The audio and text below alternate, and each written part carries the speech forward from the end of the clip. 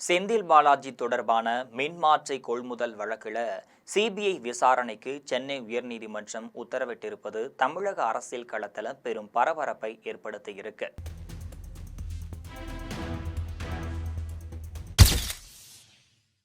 இந்த தீர்ப்பை எதிர்க்கட்சிகள் முக்கிய முன்னேற்றமாக கருதும் நிலையில்தான் திமுக தரப்பு இதை அரசியல் நோக்கத்துடன் உருவாக்கப்பட்ட அழுத்தமா விமர்சித்து இருக்கு. மின்சார வாரியத்தை பொறுத்த வரைக்கும் மின்மாற்றிகள் கொள்முதல் என்பது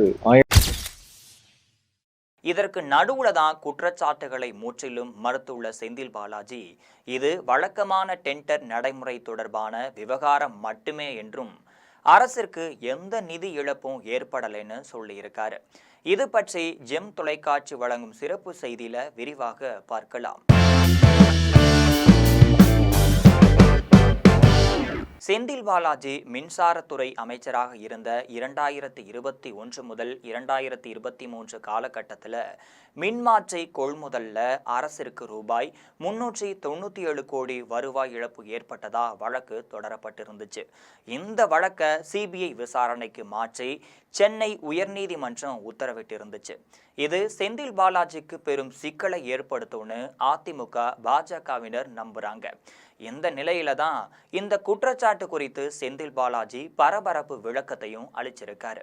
கோவையில செய்தியாளர்களை சந்திச்ச திமுக முன்னாள் அமைச்சர் செந்தில் பாலாஜி, தமிழ்நாடு மின் வாரியத்திற்கு மின்மாற்றிகள் கொள்கைகள் முறைகேடு நடந்திருப்பதா ஒரு அமைப்பு புகார் அளிச்சதா சொல்றாரு.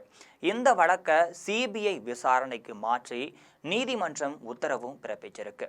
மின்மாற்றிகள் கொள்முதல் பின்பற்றும் நடைமுறைகள் வழக்கமானதுதான். மின்சார வாரியத்தை பொறுத்த வரைக்கும் மின்மாற்றிகள் கொள்முதல் என்பது 1987ஆம் ஆண்டு தொடங்கி அன்றைய நடைமுறைகள் என்ன பின்பற்றப்பட்டதோ அதே நடைமுறை தான் இன்று வரை தொடர்ந்து பின்பற்றப்பட்டு வருகின்றன. டெண்டர்ல பலர் கலந்து கொண்ட நிலையில குறிப்பிட்ட சிலர் ஒரே தொகையை குறிப்பிட்டு சொல்லியிருக்காங்க. டெண்டர் தொடர்பாக 3 குழுக்கள் தான் இறுதி செய்யும். மின்மாற்றி கொள்முதல்ல கடந்த காலங்களில் பின்பற்றும் முறைதான் இப்ப பின்பற்றப்பட்டு வருது. சிபிஐ விசாரணை முகாந்திரம் இருப்பது குறித்து முழுமையான உத்தரவு இன்னும் கிடைக்காமையே இருக்கு. அதற்கான முழு உத்தரவு வந்ததுக்கு அப்புறமா விளக்கம் அளிக்கிறேன். சில கட்சிக்கு ஆதரவா சிபிஐ விசாரணையை நெருக்கடிக்கு உத்தரவிட்டிருக்கு. 1987ஆம் ஆண்டுல இருந்து இந்த நடைமுறையை தான் அரசு பின்பற்றி வருது. 2021ஆம் ஆண்டுல மட்டுமே புகார் அளிப்பதற்கு அரசியல் அழுத்தம் இருக்கு அப்படின்னு நான் நினைக்கிறேன். அதிமுக முன்னாள் அமைச்சர் எஸ்பி வேலுமணி மீது போடப்பட்ட வழக்குகளை ஏன் தொடர்ந்து நடத்தல? வழக்கு தொடர்பாக மேல்முறையீட்டை ஏன் வழக்கறிஞர்களுடன் பேசி முடிவெடுப்போம்? மின்மாற்றிகள் விஷயத்துல எந்த முறைகேடும் நடைபெறல. இதுல அரசுக்கு ஒரு பைசா கூட நஷ்டம் ஏற்படல. சிபிஐ விசாரணை நியாயமா என்பது குறித்து பொறுத்திருந்து பார்க்கணும். மக்கள் மன்றத்துல வெற்றி பெற முடியாதவர்கள் இது போன்ற வழக்குகள் பின் செல்கின்றார்கள்.